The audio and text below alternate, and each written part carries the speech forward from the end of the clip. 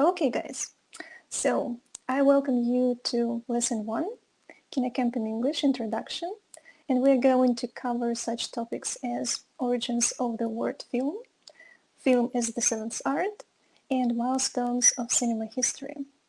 So, at the beginning there was a word, and this word was film. Do you know what was the first meaning of this word when it came mostly to English language? Like the middle of 19th century, and of course back then there were no films like we know them nowadays, and it meant a little bit different something, but it's still connected with filmmaking area, the area that was the initial one to push filmmaking forward. Any ideas? Maybe somebody knows? What was the first meaning of the word film?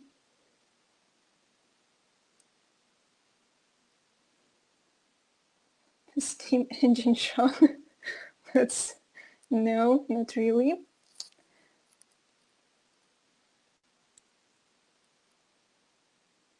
So why did we start to use film to describe film? Moving pictures. Pictures started to move when we created a special apparatus, special things to make them move. Film is the material used for taking pictures. Okay. So which area was the prior to filmmaking? What did we start with first so that from it to move to filmmaking, to cinema?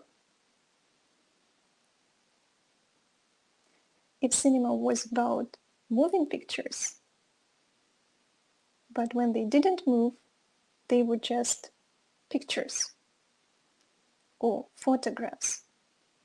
So we have a suggestion: photography. Of course, the first was photography, and then photography moved into direction of moving pictures and into filmmaking. So can you imagine that back to the beginning and the second half of the 19th century? So the photography process was quite complicated.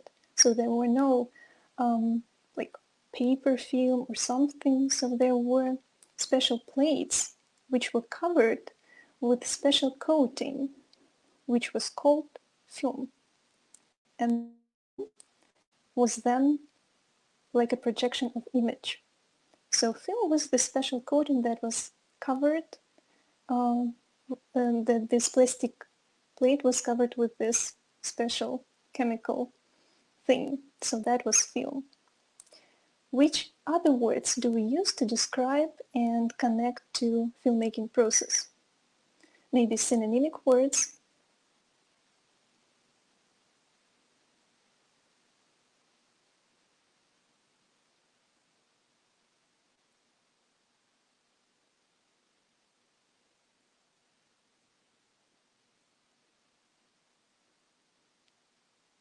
Development.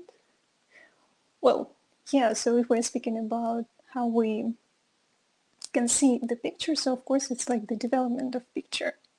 But if we're trying to find the word film, when it became like film as we know it, so which other words to this word can we use as synonyms? Cinema. Yeah. What else?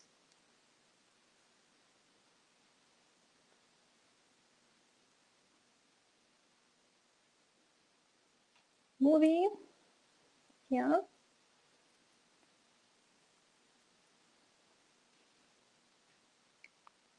What's the title of nomination for Oscar? Like sort of best movie, but it's not movie. So I'm trying to push you to another synonymic word. What's the Oscar nomination? Picture. Yeah, the best picture. Okay, so very nice. We have words like cinema, movie, motion picture, great. Celluloid. Celluloid, yeah, it's like a similar to film. Yeah, so we can take it as well. So we need to focus on the difference between all of these words, and maybe there is some difference, but maybe there is not. So we need to start with the word cinema, but actually cinema is like a short word. It comes from a little bit longer word, cinematography. And in cinematography we have two roots, cinema and graphy in a way. So do you know the origin of these two words? What actually cinema means and graph or graphy?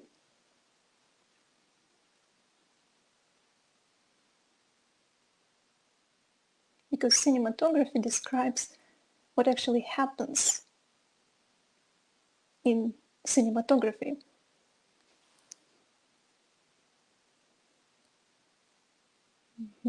Very nice. So graph is a root word for writing. And cinema has to do with moving pictures. Good. So, yes, of course. Graph is to write. It's coming from Greek language. And cinema is also coming from Greek language, meaning from the word kinema. And it means movement, move. So cinematography means to write the moving pictures, like to depict them. So let's have a closer look at the words that we've just mentioned. So focus first on the film. From Old English it means membrane, thin skin and foreskin, but starting from 1845, so it was the coating of chemical gel on photographic plates. Then we go to cinematography, so movement and write. Then we go to cinema, so it's like a short word. It usually means like a movie hall and comes from French word cinema as well, and cinematograph. We also have word picture. It comes from Latin meaning painting and depiction.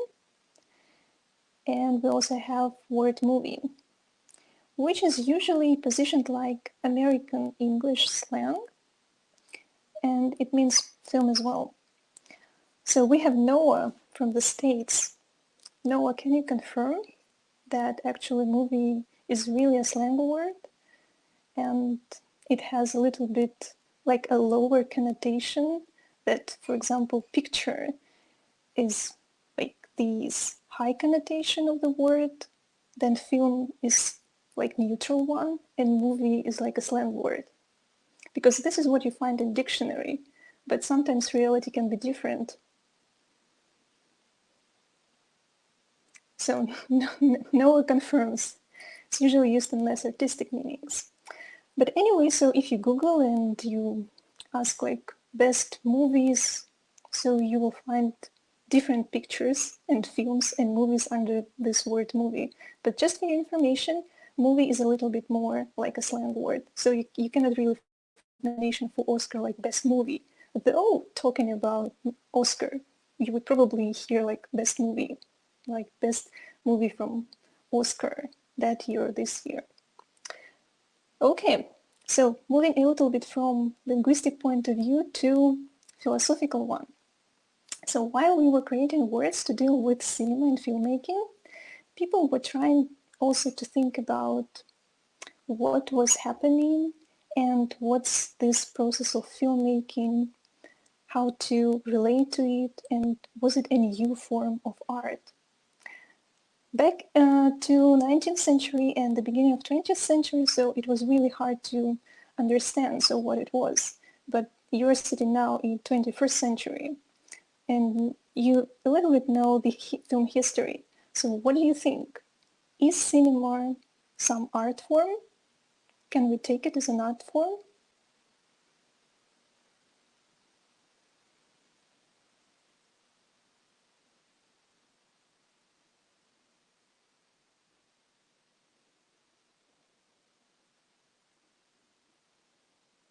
No, agrees. Work of art, yes. So we have 2 positive votes. Some people consider that cinema is not an art form. They have problems with that. Or they start saying that not really like cinema, but maybe some films are not really art films. Okay, so we're a little bit agreeing that cinema is an art form. But there was a special man. His name is Ricciotto Canudo, and he was a film theoretician. He was the first one to have a very detailed and closer look at cinema. And in 1911, he wrote a short article, which you can find online and read in detail. He called it the birth of the seventh art. So he called cinema the seventh art. And he described it as a superb conciliation of the rhythms of space, which he determined as the plastic arts, and the rhythms of time, music and poetry. So he was looking at filmmaking process and at cinema as combination of different arts. And he numbered cinema as the seventh form of art. Then I have a question to you. So can you please enumerate other 6 forms of art? Some of them are already mentioned here.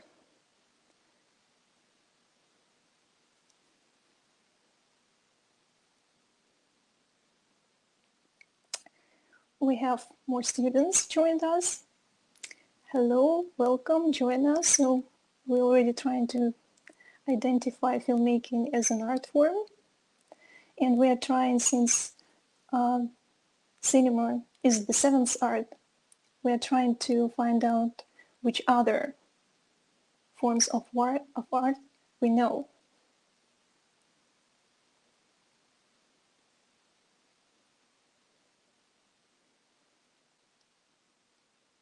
What was art number 6? 5, 4?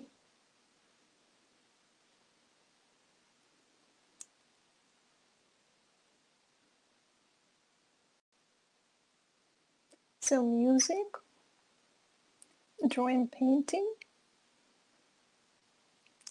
photography, poetry, painting, dance, singing. So dance, singing, plastic arts.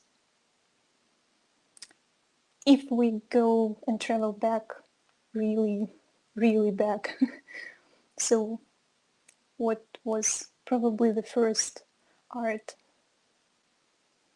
What people do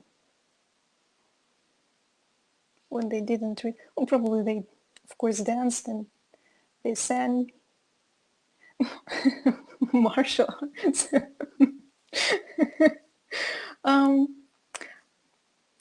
I'm sure that Ricciotto Canudo was thinking about it, but he didn't really mention it in his article. But it's really nice try. Okay, so the first was rock craving. Very close. So the first was architecture, then sculpture, painting, poetry, music, dance, and then cinema. So this is according to Ricciotto Canudo. So of course we have a little bit more. We have so we had also photography. So I guess photography was a little bit more in between painting and cinema. So because it was like a transition, it's like a depiction of image as well. Why Ricciotto Canudo didn't really mention theater, I don't know, but I guess it was like the combination of music and dance and poetry as well. So if you're interested to read the article in full, so you can find online and read it in details. And we are going to filmmaking birth. Maybe some of you know which date or which name we usually connect with the birth of cinema, because it's a little bit disputable question. So what should we use as the starting point of like the birth of cinema?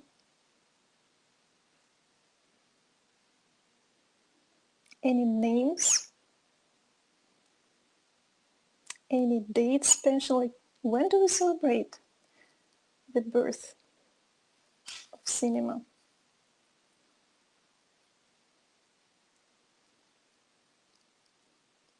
Who was the student here from a film school?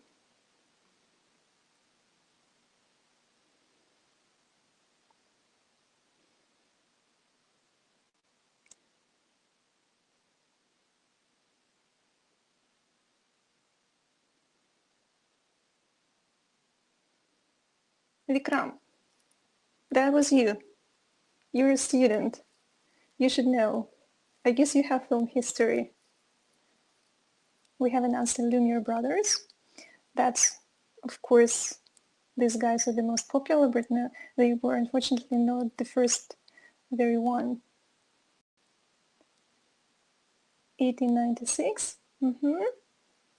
Yeah, that's the official sort of date. So no more suggestions. Lumiere brothers were the most popular guys in film history.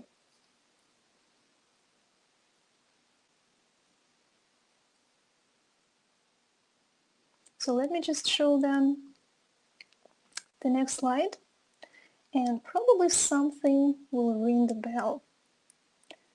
So Edward Maybridge, quite a famous photographer. You can't Google, so why did you come here? You have Google. So Edward Maybridge, American photographer, who spent like a lot of time in California, in San Francisco. So he was lucky to make a very interesting experiment. He was asked to find out how the horse moves and where we can see its legs under its body or not when it's running, when it's in motion. So, and he conducted this experiment back in 1878. And sometimes people think that it was the birth of cinema, because when he produced these photographs of this horse and combined them together and then projected, so that was the effect of like moving pictures.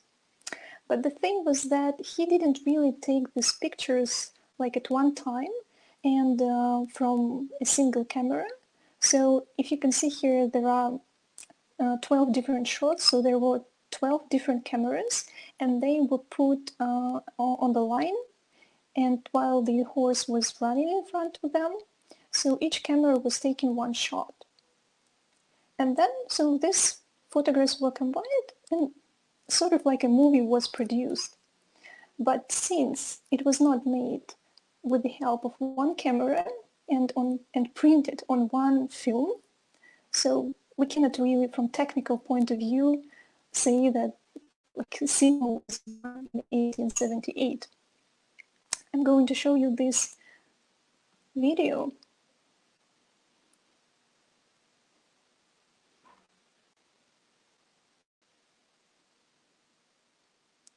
So this is how it looked. For 1878, it looked quite nice, but still you can see, of course, like 12 frames. So it was not 24 frames per second.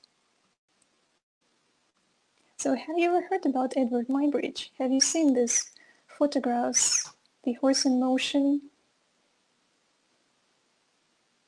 Text me pluses, minuses, so that I know how you're connected to film history and to this name of Edward Muybridge.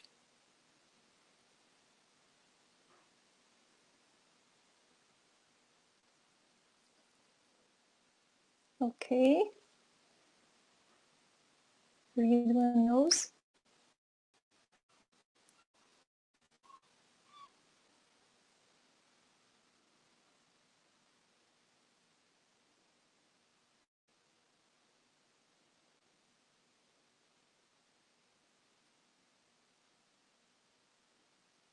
So no one hasn't heard of the horse in motion. Okay, I just learned. Great. So that's why you're here. You're learning. So the main point I'm repeating. So we need one camera, one film, so that to depict the image, the moving image, and then produce moving pictures. And the guy who succeeded in doing this, the first one, was Louis Le Prince. He was a French. He was an inventor and filmmaker, but unfortunately he disappeared very mysteriously in 1890, and just on the eve of the event of the projection of his first films. And now if you go on YouTube and just type in search the first film, it will be shown to you. So back in October 1888, Louis Le Prince managed to shoot his very first film in Leeds, in England. It was called later Round Hay Garden Scene, and it is the oldest surviving film in existence. And I'm going to show you how it looks.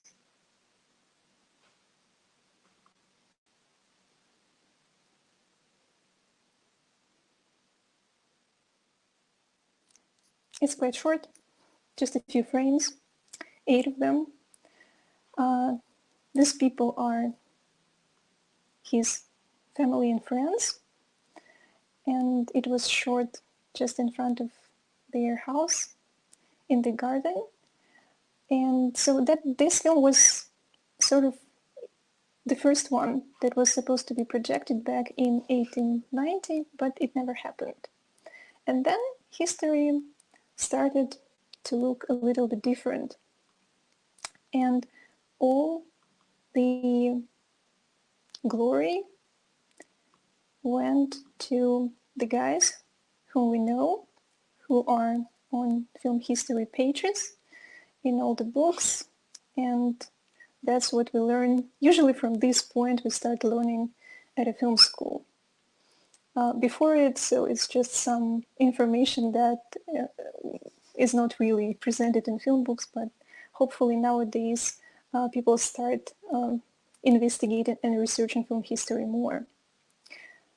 So the Lumiere brothers, so they are considered to be the pioneers of cinema, because they invented back in 1895 cinematograph, a special motion picture film camera, which in combination with different parts also serves as a film projector and printer. So this camera was like a great progress in filmmaking, and Lumiere brothers became the most famous filmmakers in the world back in 1895. But as we now know, that 7 years before, another man was also successful to produce the first film, but unfortunately we don't know anything about him. Have you ever heard about Le Prince? From anywhere? Maybe you watched some first films on YouTube, because on YouTube you can find this information. You can watch his videos. He didn't really make only this one short films. There are 4 of them, so you can watch all of them.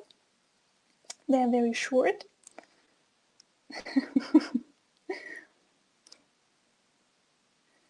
So I don't have any students who heard about Le Prince. Okay, so you're learning. That's good. But I guess you know who Lumiere brothers are. So these guys.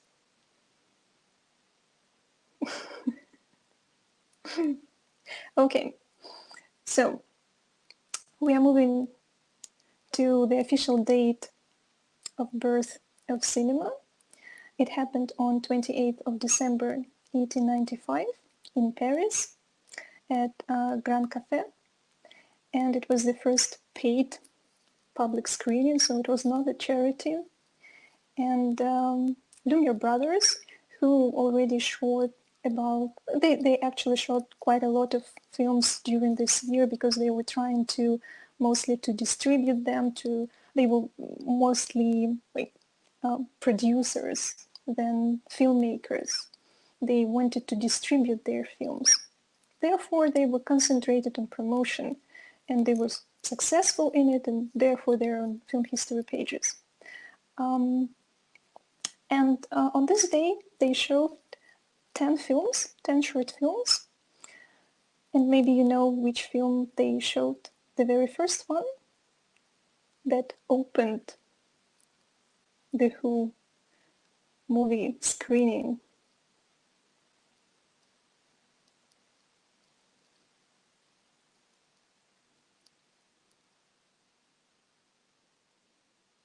Steam engine. Moving train. No, that's a history flop. Of course, they have this movie. That's the arriving of the train at this French south town, La Ciotat, or something. So arriving of the train, but it was among of these films, but it was not the first film that they showed. Do you know any other films from these 10 films? Because usually there are like 3 films. The train. No. So usually that's what I get. The moving train. No, it was not the train. Let me show you. Okay, let me. No, that's Natural Geographic. No. That was the first film that they showed. Do you know the name of this film?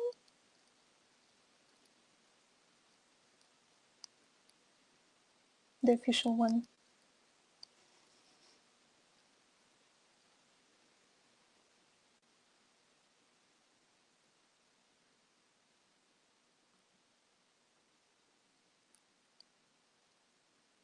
Anybody? Film students?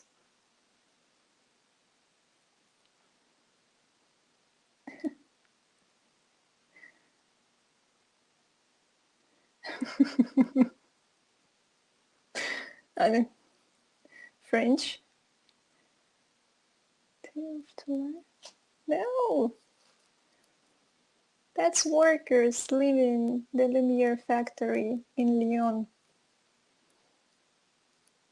Yeah, so that's the workers leaving the Lumiere's factory.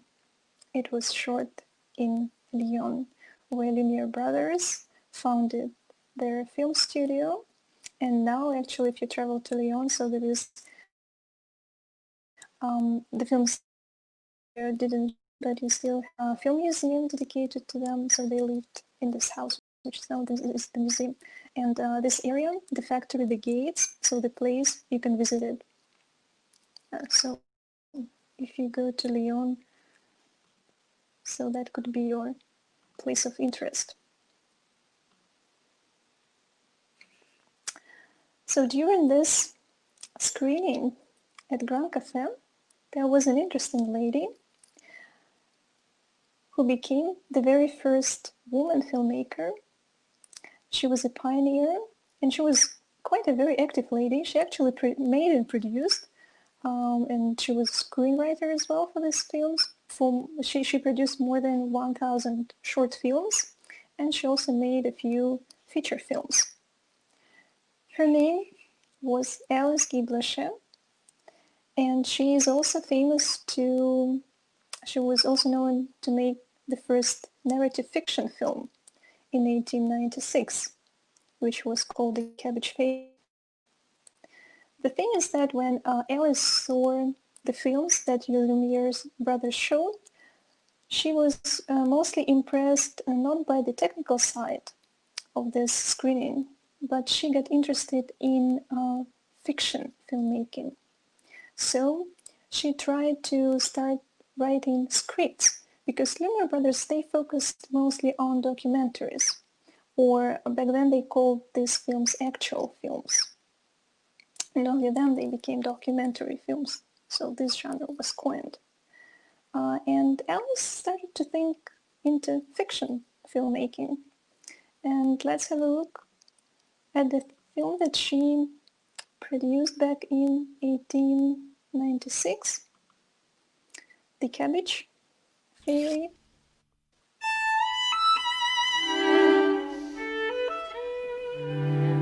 So of course the soundtrack is the new one, so it was not really from back then. So some decorations, metaphors, and she's looking and finding some chewing cabbage. So that was quite a short film, but well, you can see that it was different from what Lumiere brothers did.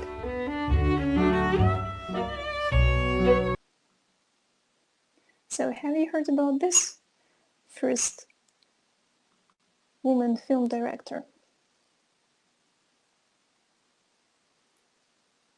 Because recently there was made an NS documentary about her, which was shown at different international film festivals.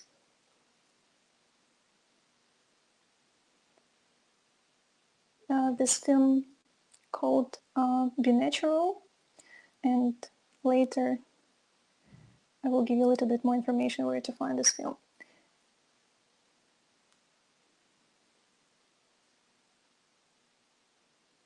I think even, if I'm not mistaken, Judy Foster was the narrator in this documentary. Yeah, actually that's a good point. She also acted in her film sometimes, that's true. So she was like a writer, an actress. Well, you know, you have to be a filmmaker. Filmmaker does everything on the set.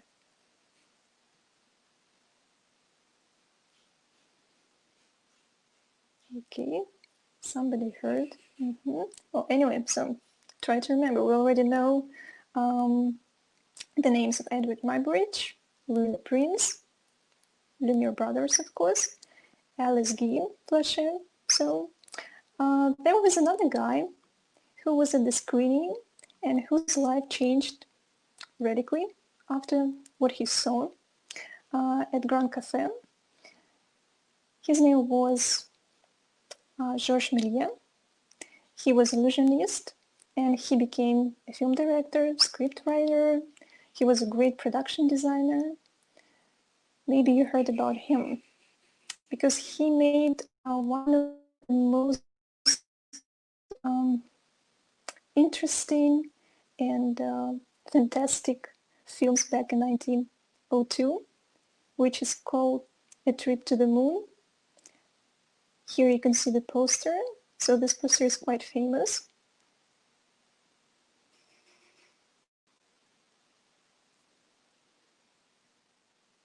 So have you ever heard anything about Georges Méliès? So while you're thinking, I'm going to show you.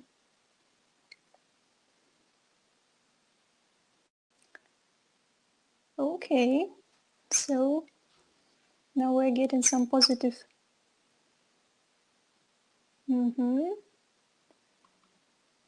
So Trip to the Moon. So he was actually very good at set decoration, production design, extras as well, costumes, makeup, hairstyling. So back to like a very early 20th century. So he was quite quite a businessman, quite a filmmaker, because he could organize everything. let me find you the most famous frame, which is usually, oh, skewed it a little bit. Yeah, so this is probably the most famous scene from the film, and it's quite a special effect back then. So for 1902, it's quite a progress.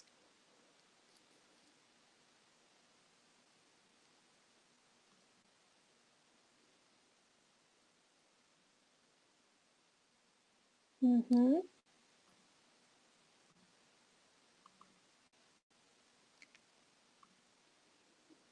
Okay.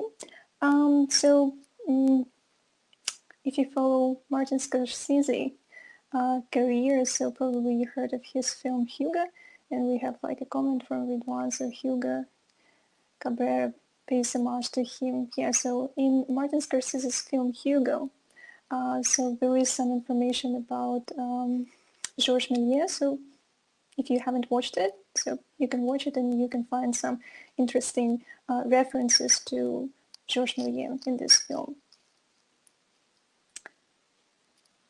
And now I'll tell you a little bit about what was happening back in my country, in Russia. So that was kind of slow there. And so only in 1908, so the first finished Russian narrative film was made. Finally, it was quite historical film. It is called Stenka Razin. And let me show you how the first Russian film looked like.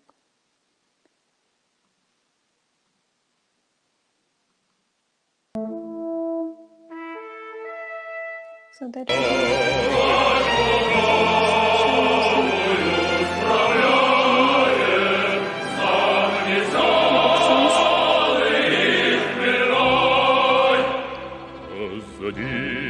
Он слышит ропот, нас на бал променял, только ночь.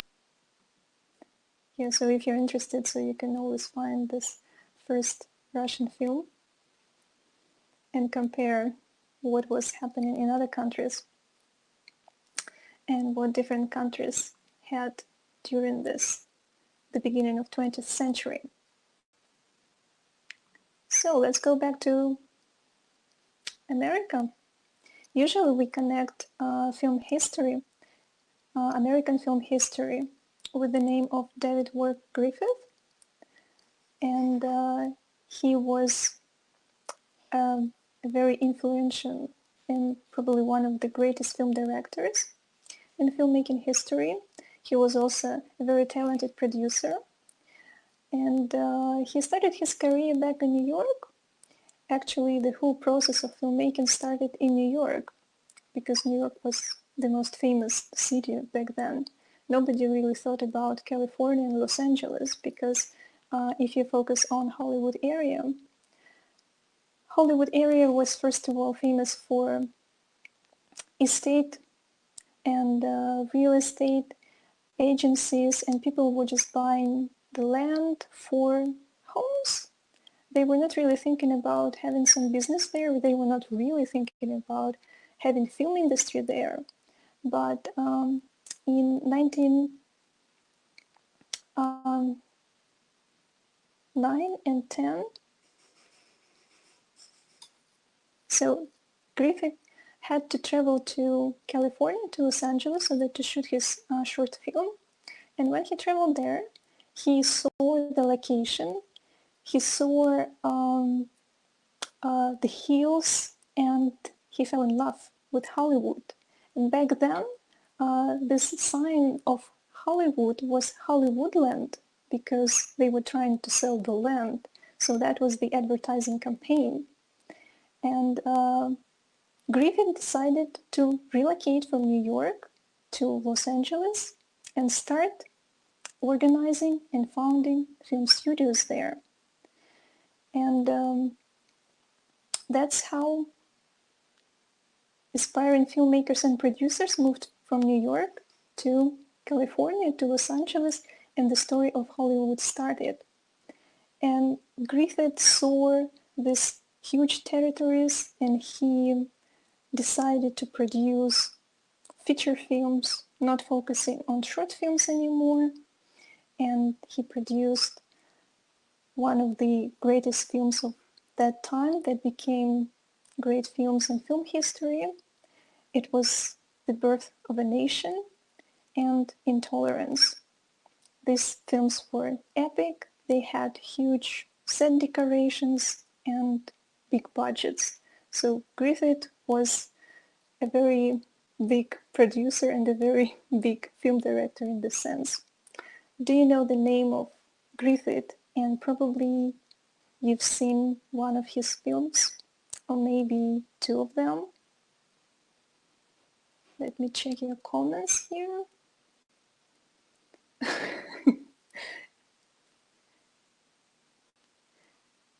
Big film director, but racist. Okay. Yeah, probably. So Ridwan is really into cinema. Okay. So Ridwan saw both of them. Good.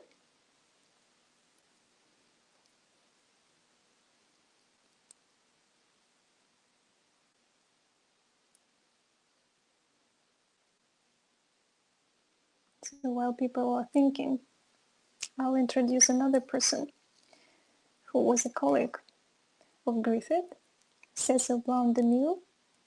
He was also a film director, and in fact, back to Hollywood, he produced the first feature film there. The first film was The Squawman in 1914. So in 1914 we also have The Birth of the Nation, but it was not the first one, really, film. So The Squawman was not really a commercial success. It was not really famous, and it's really hard to find this film to watch, but still it was the first film produced in Hollywood. But his second film, Carmen, in 1915, became a huge commercial success, and it brought Cecil DeMille fame, and he started to make other films as well.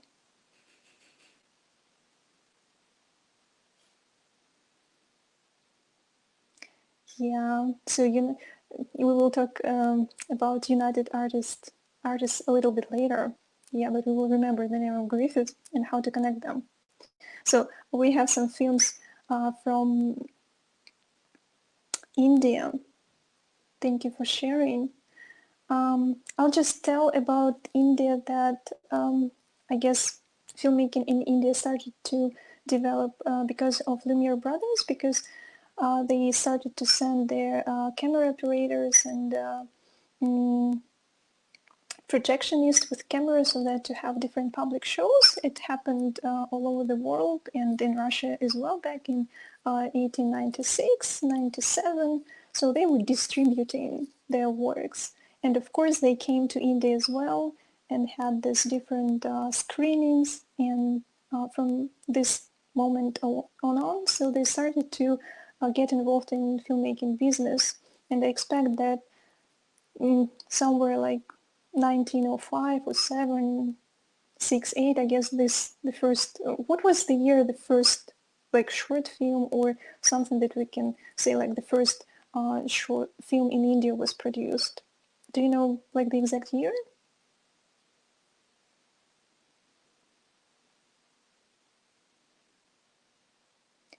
1916?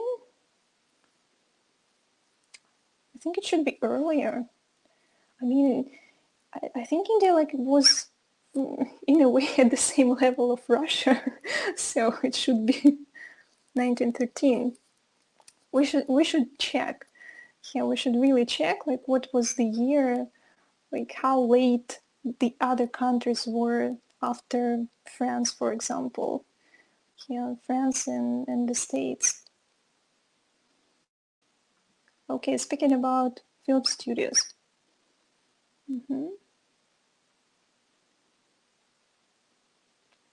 Okay.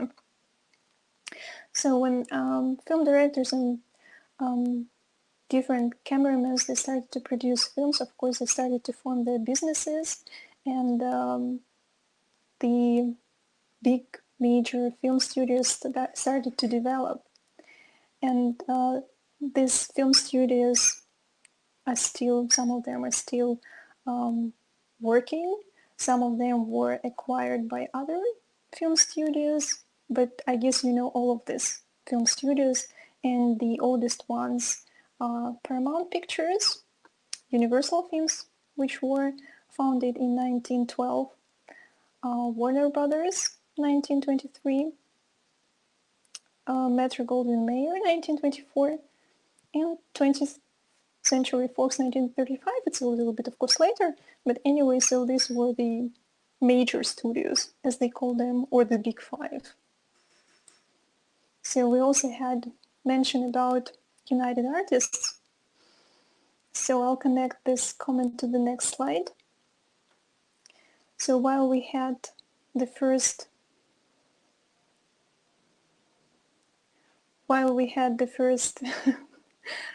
films produced and film studios founded, of course we had our first film stars.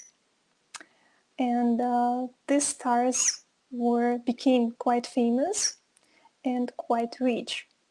So if you look at this slide, so maybe you can recognize the names and text me.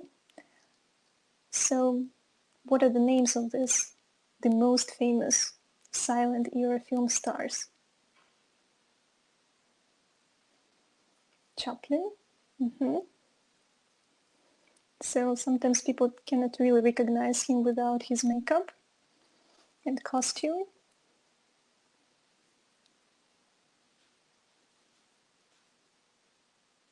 Only Chaplin? What about the lady? Douglas Fairbanks. So the guy next to the girl, to the left. So this is Douglas Fairbanks. A beautiful actress. Yeah. Quite famous, quite rich. And she used to be the wife of Douglas Fairbanks as well.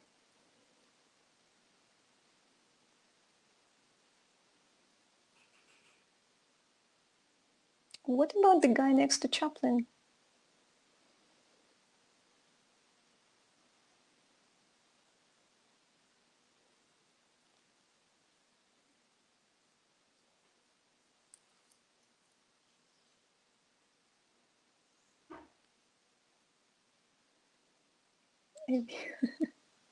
Okay, so the girl's name is Mary Pickford. I guess maybe you heard her name but cannot really connect her to the image. And the guy next to Chaplin, this is Rodolfo Valentino.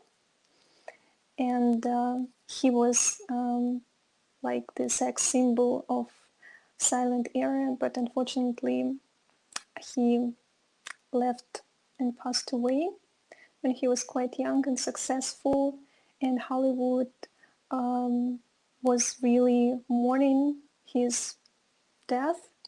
And but he was the first one because he had like a lot of fans, and so Hollywood knew that if his name was in titles, so this movie should make a huge box office. Well, I especially chose some photos so that you had problems to recognize the most famous people. So Rodolfo Valentino, Charlie Chaplin, Douglas Fairbanks, and Mary Pickford. Coming back to the United Artists mentioned before. So when Charlie Chaplin, Douglas Fairbanks, and Mary Pickford became quite famous and started to earn a lot of money, they had contracts with the studios, and they were not quite happy about these contracts. So they decided to leave these studios, breach the contracts, and form their own studio. And Mr. David Griffith helped them. So they formed this United Artists film company, film studio, but this film studio didn't really have the physical place. So there was no physical place of this film studio, so they rented the places where they could shoot films. So they became a little bit independent actors and, of course, filmmakers, producers, so they now had power to do everything they wanted. Yeah. And I'm going to show you some film studios that were back in Russia. Maybe you heard something about Russian film industry, but it also started to develop almost at the same time. And we still have all of these free film studios running. It's Mosfilm, like Moscow Film Studio, Lenfilm. Lenfilm is located in St. Petersburg, and Gorky Film Studio, also in Moscow. For my really international students, do you know anything about Russian film history? Maybe you heard about these film studios because as for Lenfilm, so it is one of the oldest still surviving and working film studio as like Paramount and Universal.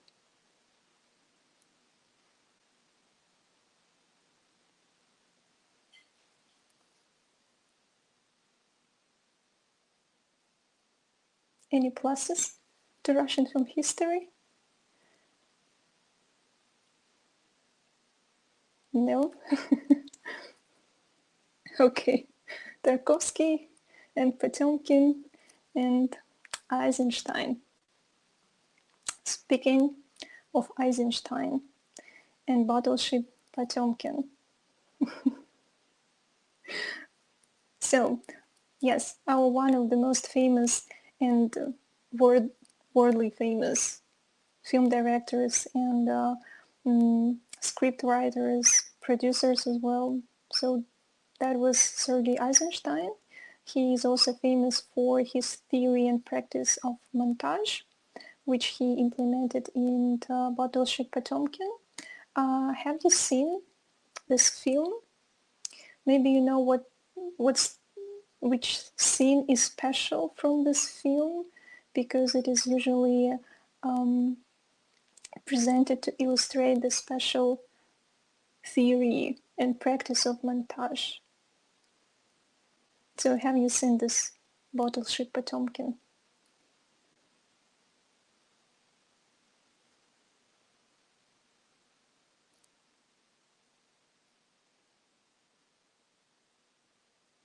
Mm-hmm.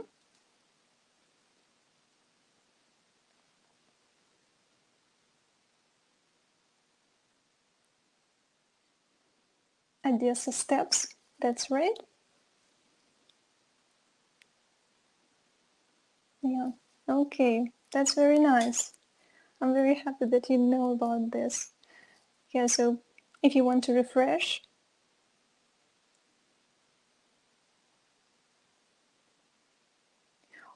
copied, I wouldn't really say that it was copied. Maybe it was just like homage. That was like a friendly hi. Yeah, so inspiration. Another famous film director from Russian Empire back then, Dziga Vertov. He was mostly famous for his documentary films because he didn't really believe in fiction films, because he didn't consider them to be art, different forms of art.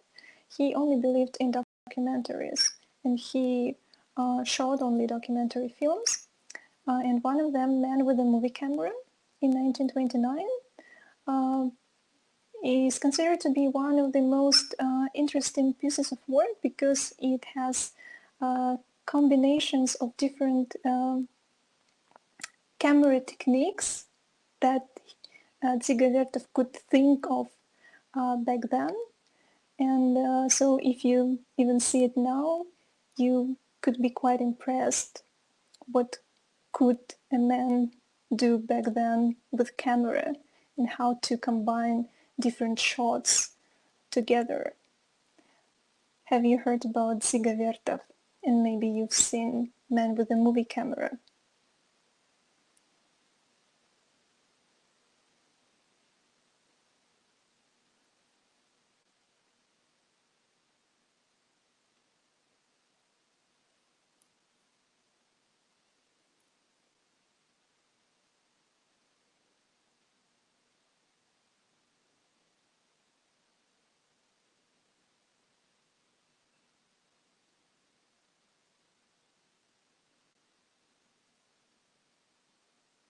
Read one. I'm impressed that you haven't seen this movie because it's quite a collection from great movies. Okay. I guess it's available. I mean, it's not really something like from Russia back then that is not available. No, it is among the greatest films. So it's available, and I guess you can watch it from any platform that you're subscribed to. I'm not really sure that it is available on YouTube, but you can check. Also, we need to pay attention to what was happening in other countries, what other famous films were made back in 1920s. So one of them is considered to be the most aesthetically beautiful film, or it's probably better to say art, The Passion of Joan of Arc by Carl Dreyer.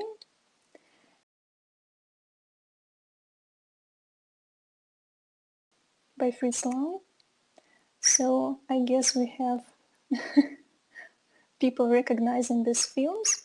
So if you compare these films to the films that were made in Hollywood, so I guess you start feeling that Hollywood direction and European direction, or in a way sort of like Russian direction, they were different. And at some moment, Hollywood started to lose the grasp of influence in the world in terms of filmmaking, because people started to be interested in European cinema as well, because European cinema gave this aesthetic look, and they focused on script mostly. So it was not about the entertainment, it was more about art.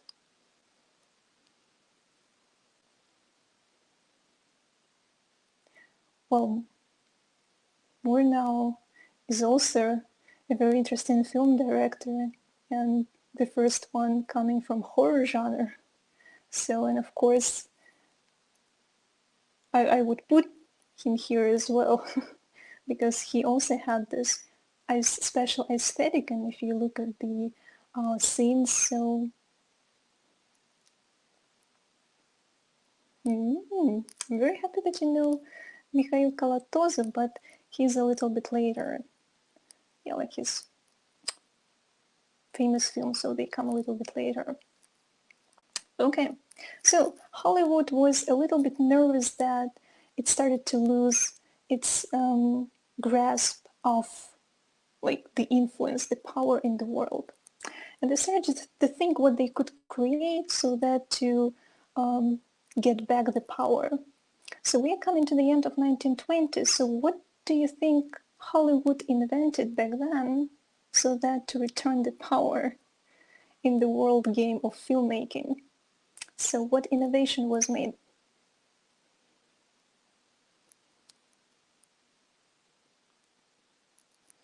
Sound.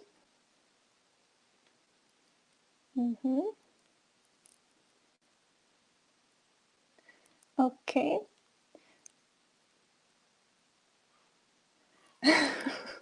Okay. Frame rate. So read one is a student. So they invented sound. They invented the process how to record the sound on set and how to combine and lip sync, to have this synchronized music score and sort of like dubbing in a way. So the first musical film is The Jazz Singer back in 1927. Have you seen this film? The first musical film ever made?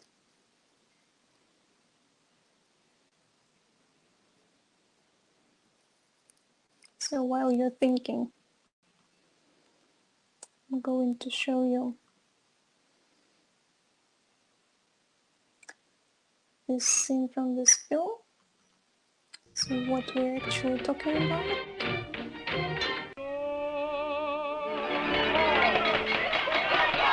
Wait a minute, you ain't heard nothing yet. Wait a minute, I tell you. You ain't heard you nothing yet. So that was the slogan of the film.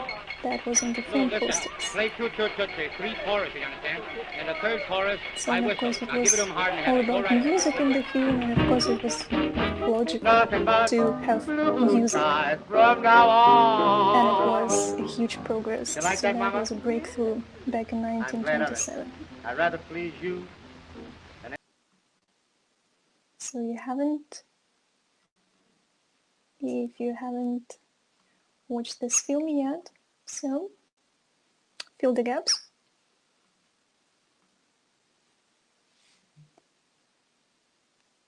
So try again, because sometimes when I show you the videos, my sound can a little bit slow down, so it should come back. So can everyone hear me? Just text me pluses so that I know that everything is fine.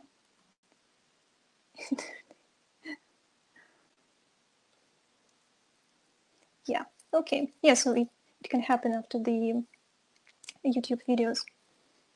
Okay, good. So moving on, now we have sound and films, and sort of the silent era finished, and we are coming to the era of talkies, of films where actors could show their voice. Some actors were quite afraid to speak in films because probably they had problems with their voice. They were good looking, but they couldn't really survive this coming to talkies. But some actresses, like Greta Garbo and Marlene Dietrich, they became quite famous because of their voice. Of course, they were like good-looking ladies and very charming, and they became sex symbols of that time. Now we're coming to 1930s, but they could sing, and everybody could hear their beautiful voices, and they became new symbols of cinema back in 1930s. Maybe you have any favorite films with these actresses. I hope that you know these beautiful ladies and their names. At least you heard of them.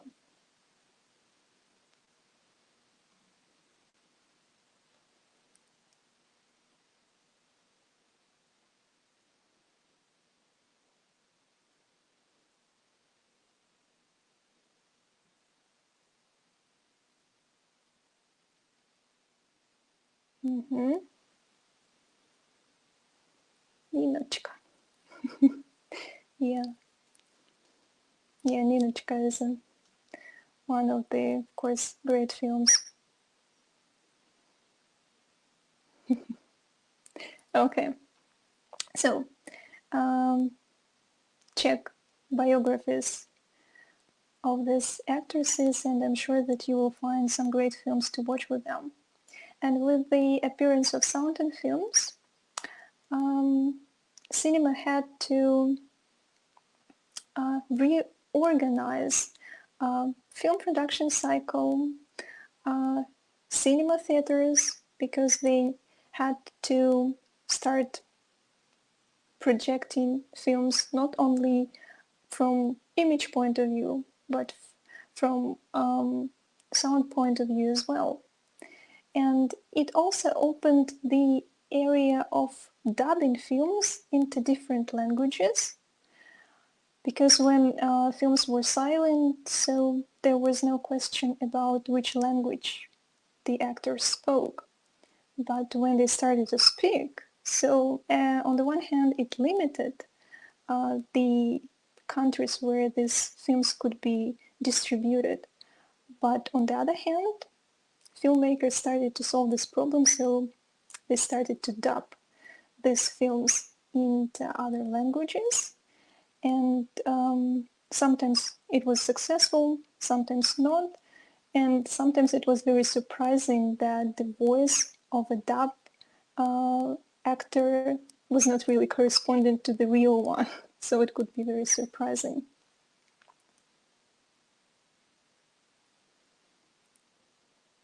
Which problem do you have?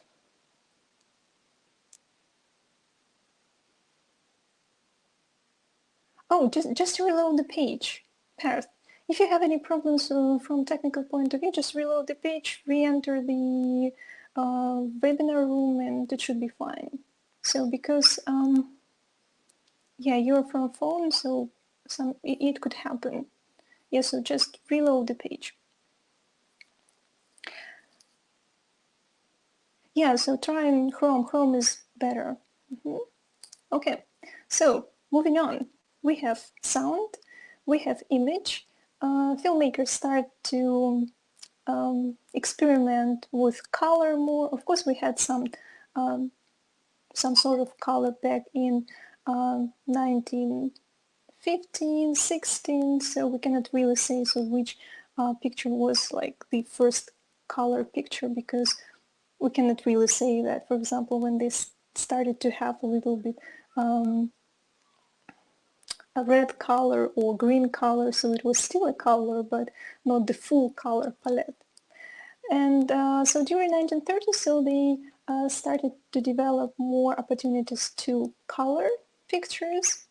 And by the end of 1930s, in 1939, they had the golden year of Hollywood, when the quality of the picture and the quality of the sound were the best that they could make back then. And in this year, the two greatest films that could express their story in its beauty were Gone with the Wind and The Wizard of Oz. So the first epic historical romance, and another one musical fantasy film. So I guess you at least heard of these films, and I hope that you watch these films as well.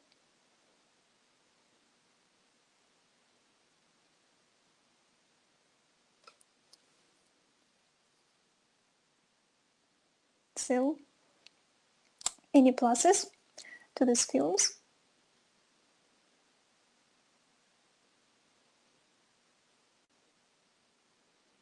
So, Vikram, so, okay. So just remember, 1939, 1939 is called the Golden Year of Hollywood, and the film director of these two films is Victor Fleming. So he rocked that year at Oscar ceremony back then. Yeah, we don't live in Kansas anymore, that's true. One of the most famous quotes from The Wizard of Oz. And after such a huge progress and such a great year, we are coming to 1940s. And 1940s were not really a great time for the whole world. We had Second World War, and it was reflected in films as well, from different sides. So probably the best known films reflecting this issue from their genres and from film directors and actors that took part in these films. It's interesting that the first film, The Great Dictator, with Charlie Chaplin was the first film where Charlie Chaplin started talking, because he had some problems with starting to speak back then, and when the sound appeared in 1927, so he absolutely didn't believe in image and sound being connected and prospering. So he refused to talk until 1940, until The Great Dictator. But when he did, so surprisingly, so people wished he started to do this much earlier. And the second film, a very romantic drama film with a lot of other movie quotes from it, Casablanca. And again, some progress made, some artistic elements implemented. And during the wartime, people were still trying to produce some films, especially from major film studios, because they could afford to run some film productions. Yeah, the Great Dictator is very famous for this monologue of Charlie Chaplin, who plays Hitler, and of course and plays with this globe. I don't really remember if it's like one long shot, this continuous shot. I don't really remember, but probably, yeah. So that was the beginning of 1940s, and after war was finished, we found ourselves in a new period. So people were coming out of wartime, and war revealed some problems, some new realities of life, and an interesting period started, which got the name of Italian neorealism, because in Italy was under Nazi and was suffered quite a lot, but it gave us a new wave of Italian film directors, which were connected to Italian neorealism. So in their films, they were trying to depict the real life, the social problems, and interestingly, they tried to work with non-professional actors. So these famous film directors are Luchino Visconti, Roberto Rossellini, and Vittorio De Sica. So how are you with these guys? Do you know these names? Maybe you have some favorite films by these film directors, because we are coming to 1950s already.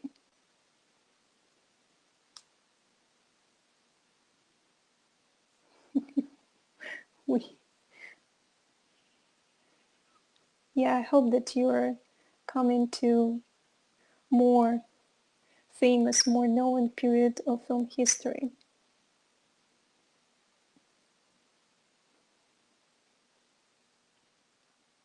So just try to connect on timeline, so which period, so what was happening in the world on the one hand, and in filmmaking, because cinema is always the reflection of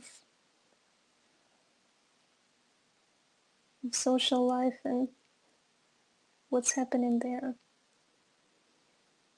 Okay. So try to think, refresh memory, because we are on our way to 1950s. We're going back to Hollywood. Hollywood again started to lose its grasp and dominance over the world film distribution, and Hollywood started to think what they had to invent again, so that to get back into the game. So what they had to produce, what they had to invent again, 1950s. So what do you think?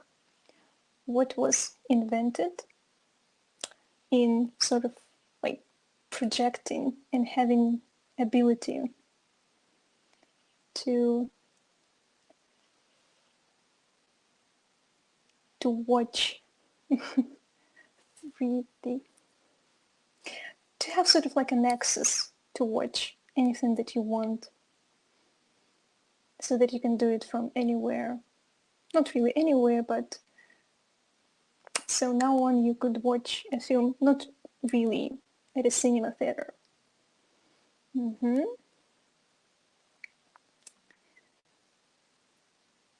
Television came. So in every home there was a TV. And back then people were quite happy about that, because they could watch anything they wanted.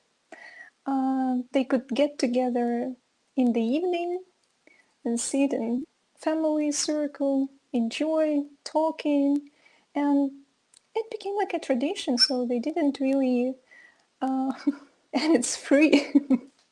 Absolutely. Yeah, so they didn't have to pay for the tickets and go somewhere. So TV came to mostly like American homes, and of course it spread then all over the world. And so while Hollywood was trying to solve the problem, like to spread and distribute cinema, so they actually made a bigger problem for themselves, because people started to sit at home more, and they didn't really want to go to cinemas. And then Hollywood decided again to make a trick, another one. So they created a new version of cinemas. Can you help me with this new version of cinemas, which is sort of getting a new life nowadays because of our apocalyptic situation? So which new cinema format was invented so that to attract people back to the theaters?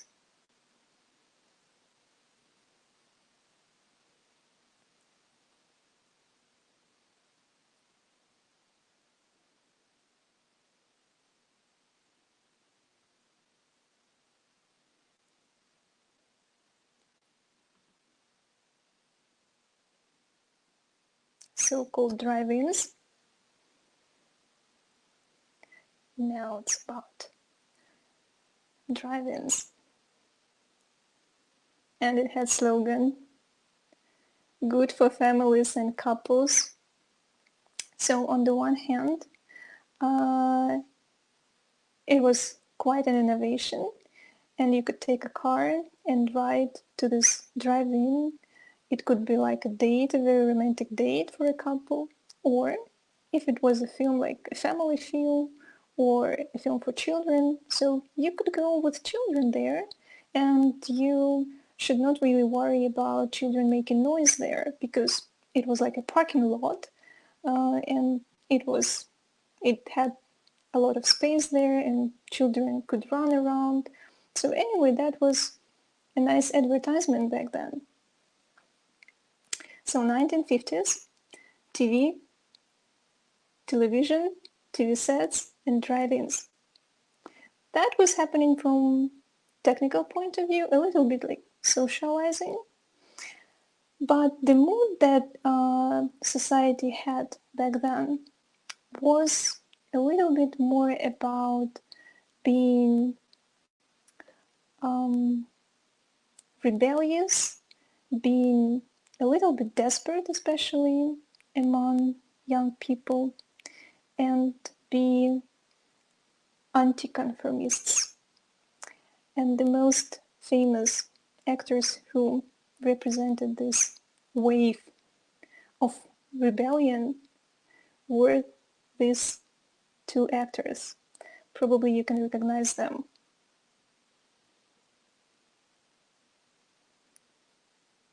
I especially didn't write their names, hoping that you can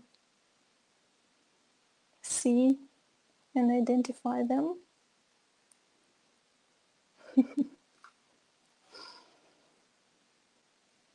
Yeah, Marlon Brando and James Dean.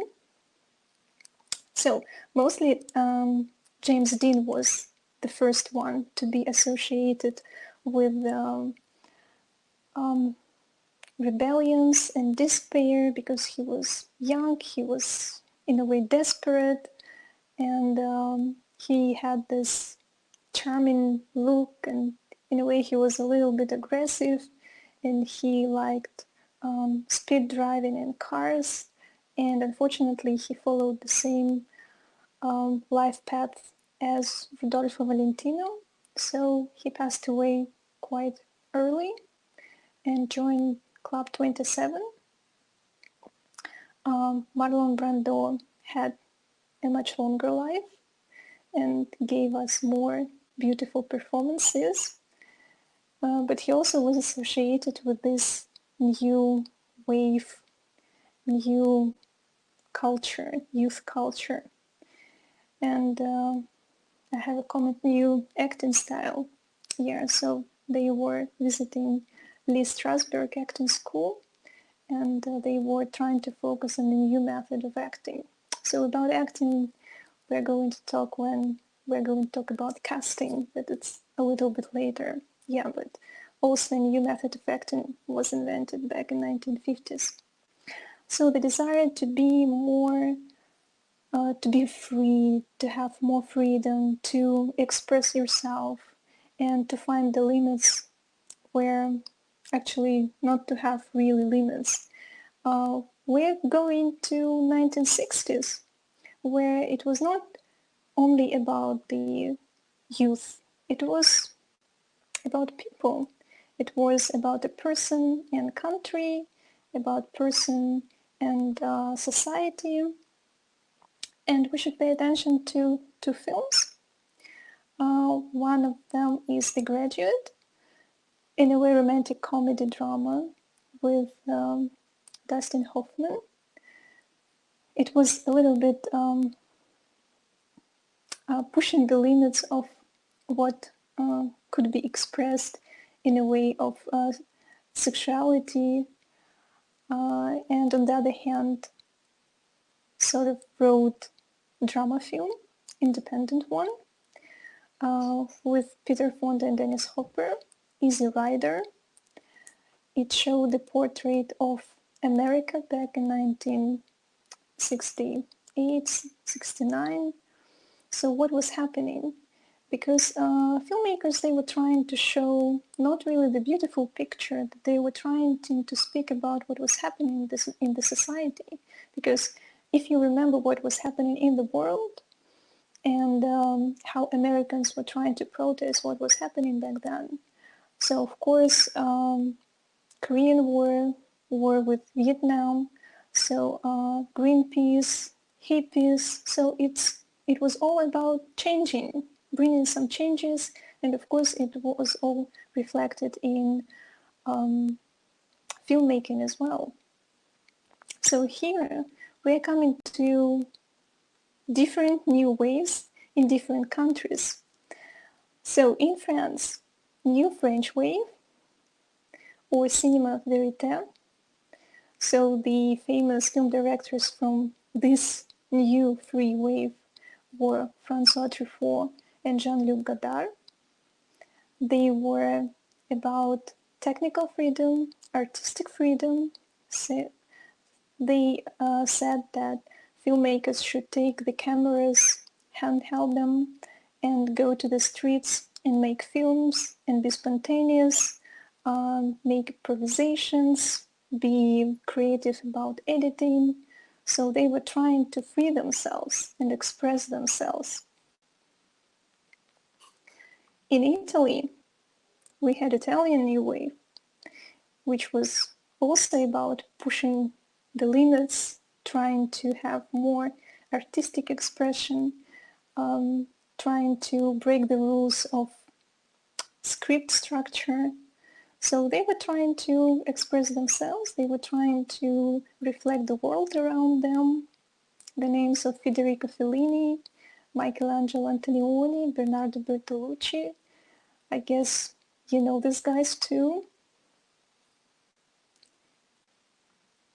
And speaking about, in a way, Russian new wave, back in 1960s it was quite hard to express your artistic style and be open-minded because Soviet Union and government had very big limits and pressure. And one of the greatest film directors known in the whole world, Andrei Tarkovsky, was trying to fight this system, and therefore he didn't really have cinema verite in his films because he couldn't really reflect what was happening back in Soviet Union in 1960s. Therefore, he had choice to make historical films or to make fantasies, mysteries. So when you watch Tarkovsky films, so he tried to cover the actual situation of Soviet Union in these films with metaphors. And so now when we are watching his films, so we can really understand it and see it. But back then, these people were not really trying to understand what he was doing, so they just passed and helped him to produce the films. I guess you know Tarkovsky, and his first famous film, his debut feature, and he got the prize at Cannes Film Festival for Ivan's Childhood back in 1962.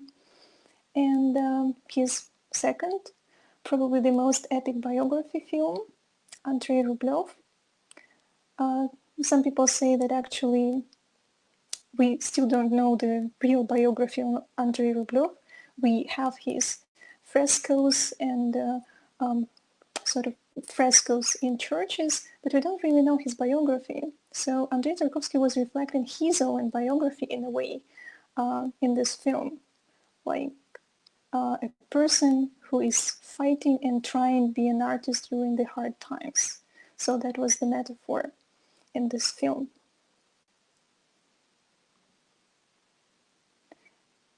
And jumping from 1960s with this urge to be free and trying to push the limits, we're coming to 1970s where we're trying to push the technical limits as well. We are coming to new Hollywood with technically advanced films.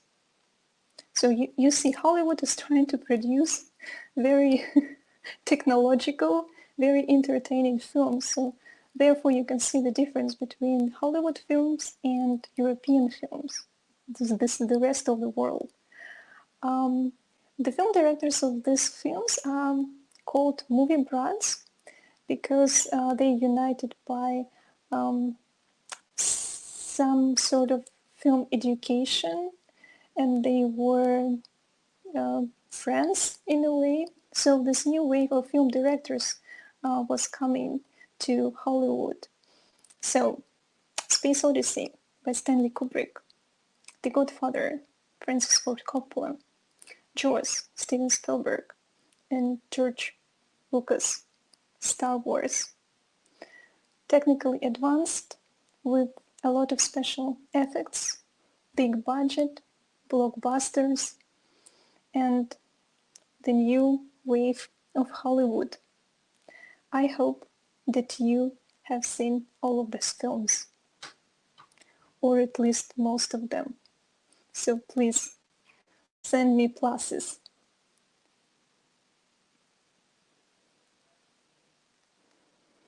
Okay. All of them.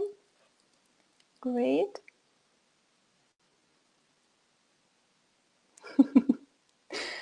Okay.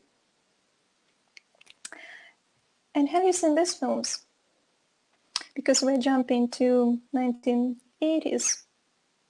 These films are not really the reflection of mainstream of filmmaking in 1980s.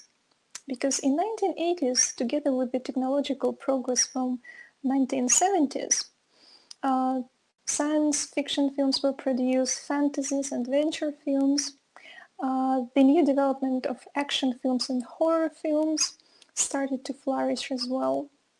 But at the same time, some film directors were trying to preserve their artistic vision and play a little bit with new technologies, but still not really go into entertaining and make like a huge blockbuster film.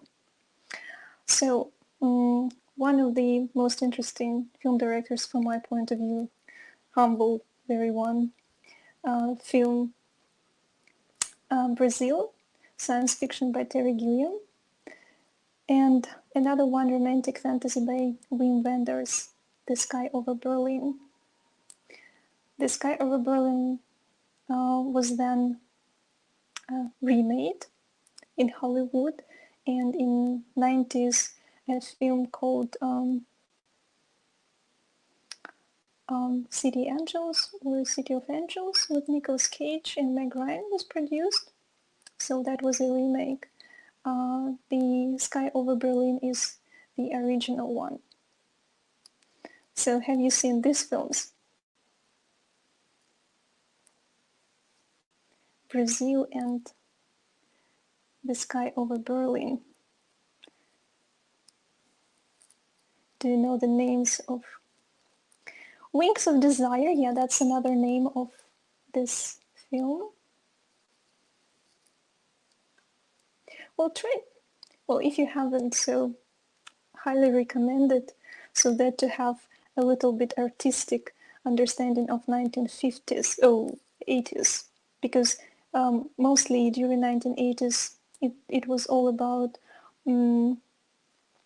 action films and horror films with Stallone, action films with Stallone, Schwarzenegger, Van Damme, horror films with like unknown actors, because usually they used unknown actors in horror films because they will be killed anyway, so nobody cares. Well, Paris, Texas by Wenders is a good film too. So, 1990s. We're going from celluloid to digital. We have more opportunities to shoot films, and actually we can really shoot a film with a camcorder, because technology moves forward. And on the one hand, we have still big budget films that are progressing with technology, and they're trying to implement new innovations and everything. But on the other hand, we still have this independent new wave with like cameras in hands. If you look at this slide, so what do you think all these three movies are connected by? So Toy Story, 1995, Tom Hanks, Forrest Gump, 1994, and Jurassic Park, 1993. What's in common?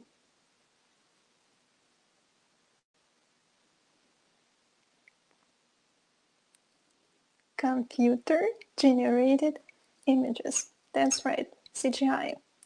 So Toy Story was the first feature animated film produced with computer technologies. And in Forrest Gump and Jurassic Park, we have CGI implemented. So we are having more and more computers involved in the filmmaking process.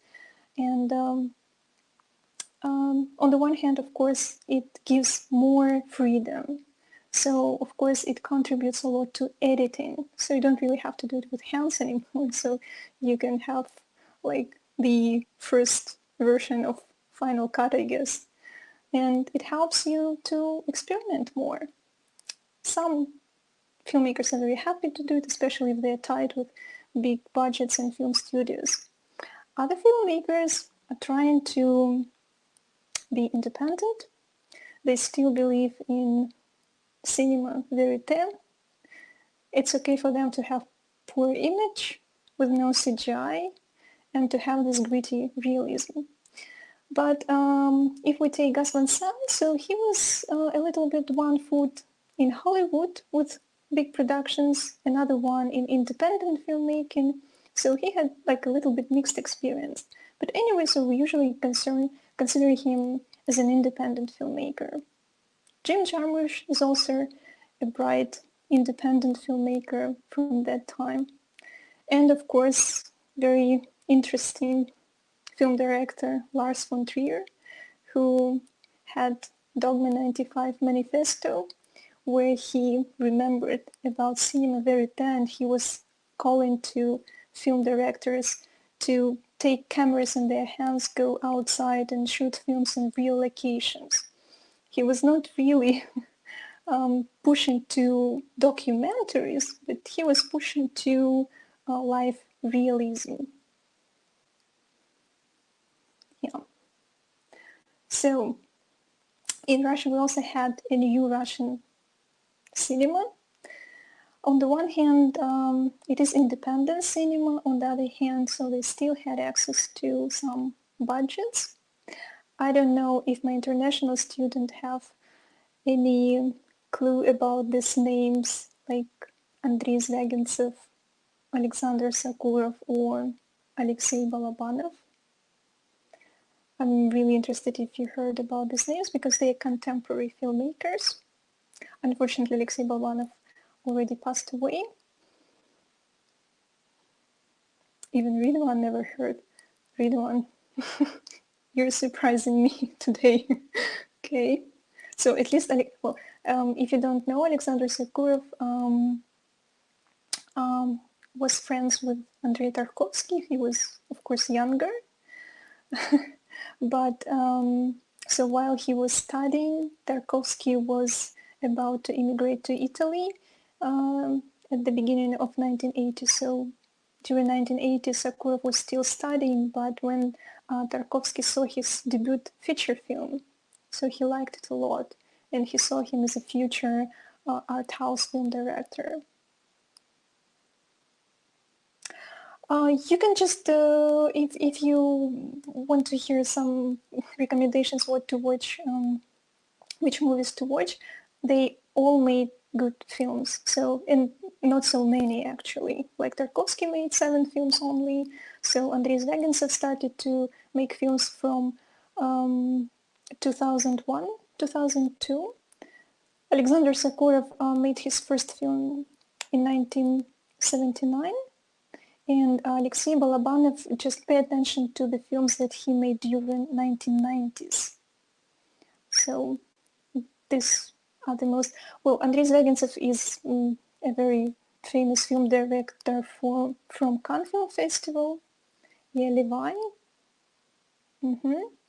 So his latest film, Loveless, was shortlisted for Oscar back in 2016 or 17. Yeah, so he sort of pictures like dark image of Russia, but he's very metaphorical. I would recommend to watch his first film, like his debut feature Return. It was also presented at Cannes Film Festival and won prize. With Alexander Sakurov, he is famous and for fiction films and for documentaries, and I would highly recommend documentaries as well because he has a collection of documentary films and he portrays Soviet Union of sort of like farmers, Soviet Union, like agricultural, like this village life of 1980s and proceeds to 1990s. Maybe you know that also Alexander Sakurov he was the first one to make film with one continuous shot. He made it in Hermitage Museum in St. Petersburg. It was 2 hours long with one steady cam shot. It was not really like steady cam because it was transporting all the time to different devices to hold it. Yeah, but it is called the Russian Ark. Anyway, so I'm a little bit out of time. So I will give you the information where to find these films. So we're moving to other technical step here. So after the millennium started, we have more technology progress. So we have visual effects, we have green screen, blue screen, chroma key, 3D, IMAX. The best film that could combine everything was Avatar in 2009 by James Cameron. And I guess that was probably the most technically advanced film back then. So have you seen Avatar? Are you looking forward to Avatar Part 2?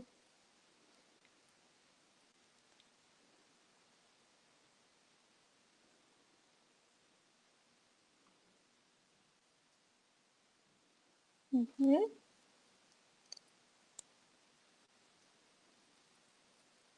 And after such a huge progress with Avatar and IMAX, because it was advised to go and see IMAX so that to have the best experience ever.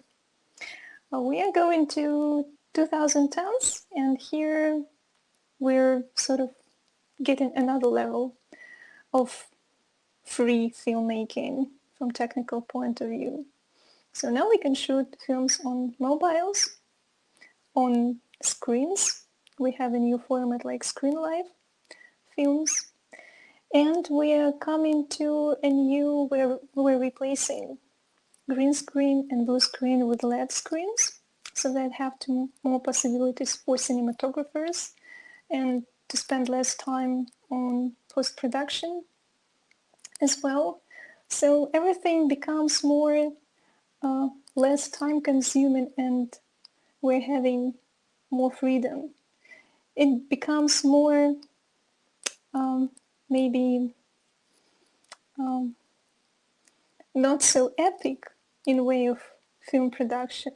But anyway, it doesn't really need more money to produce if you're shooting on a mobile phone. And in a way, so cinema verite is coming back. So because everyone has phone now and camera and you could shoot something, and so you can be a filmmaker. And now we traveled from the very beginning of film history and came to a phone, a mobile phone, and there I guess we're stopping our film history story. So if you want to get more information about the people who were erased from film history pages, I recommend you to watch the first film about Louis Le Prince. It's a documentary that was made in 2015, and it's the only documentary about Le Prince.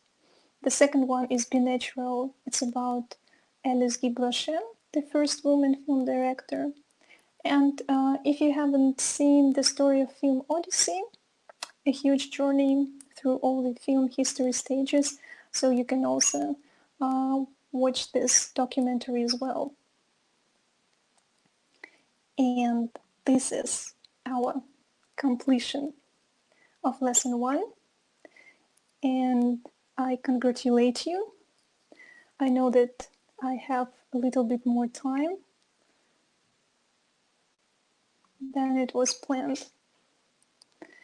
And the next time we're going to go more to the subject of film production cycle. So at lesson 2, you're going to learn about stages of film production cycle, who is involved, what happens, and film production hierarchy. Yeah, so that's the end. If you may have any questions and you still have time to listen to my answers, so if you have questions, I'm ready to answer them. Okay, so let me just send you the link to the films that I can in a way recommend you to watch.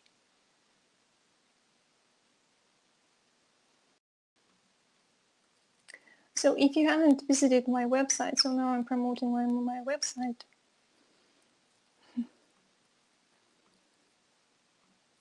So there is a section that is called Kino About Kino. So this is the documentary films about different filmmaking process.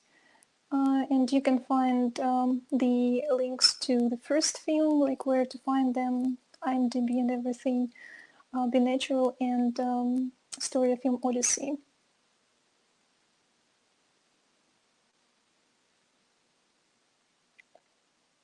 So Ridwan was curious about my insights about LED screens and how it affects cinema. I think, so we just started talking about LED screens because of these new TV series Mandalorian, and I think I wrote a post about it on Instagram that in a way, so we're replacing the green screen with LED screens, and it gives more opportunity for cinematographers, first of all, with lighting the set and having already the image projected on the LED screens. So you already know how this image will look like during the production. You don't need to wait for post-production to see it, and you don't need to deal with this green light in post-production when you have green screen or like blue screen. So you will save time and money when you shoot with LED screens.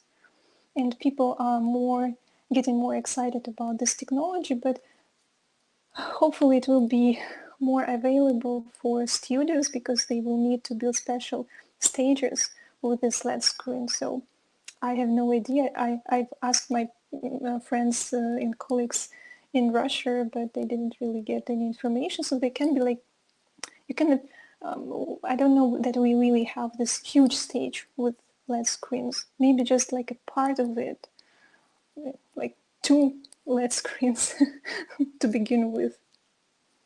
Yeah, so we will see, but we will talk more about this technical aspects during the cinematography lesson. So it's just a little bit there. Is it necessary to learn this? It depends where you want to travel to on your film path. So I guess I just try to have the most famous elements of film history during this time, but I just gave you maybe, I don't know, 20% of everything. I didn't really mention all the important names.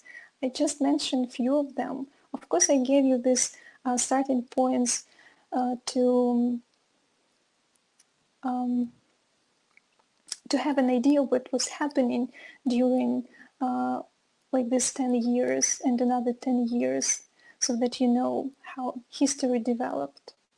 But if you want to know a little bit more about filmmaking, if you're going to get into film school, I guess it will be helpful for you.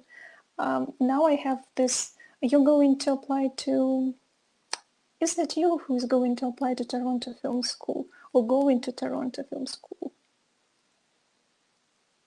So anyway, if you don't know it now, you will have some theory subjects at school and you will go through all of this process again. But if you know already now, yeah, so if you already know it now, you will be able to ask more interesting questions. You will be able to talk a little bit in a different area with your professors. So that's what I lacked when I studied at film school, because I didn't know anything, so I didn't really ask some interesting questions, because if I had known back then a little bit more, so I would have used this opportunity, I would have had other conversations with my professors, with my teachers, and with my colleagues, with people from film industry.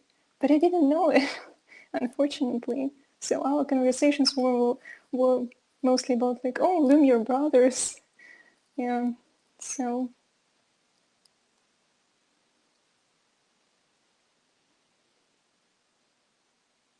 So about LED screens, can you modify it after shooting? Otherwise it needs more time during products before shooting. Well, if you check on YouTube how they filmed Mandalorian, this Star Wars new TV show, TV series, they were saying that they just spent a little bit more time in pre-production but they are ready during production. They already know what they want. The thing about this post-production is that people really started to rely too much on post-production. So if there is a problem, they say, okay, fix it in post-production. So everything can be fixed in post-production. And people are getting really relaxed during production time. They don't really spend much time in pre-production because, well, you can fix it in post. So what's the point then of your professional competence? Just get a little bit more knowledge, get more prepared, enjoy your time of production, because production is very intensive. But if we're speaking about film direction, so during production time, that's the time when and where film director is really doing his or her job.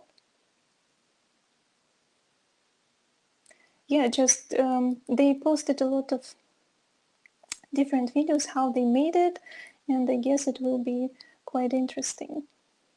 Yeah. So, any more questions?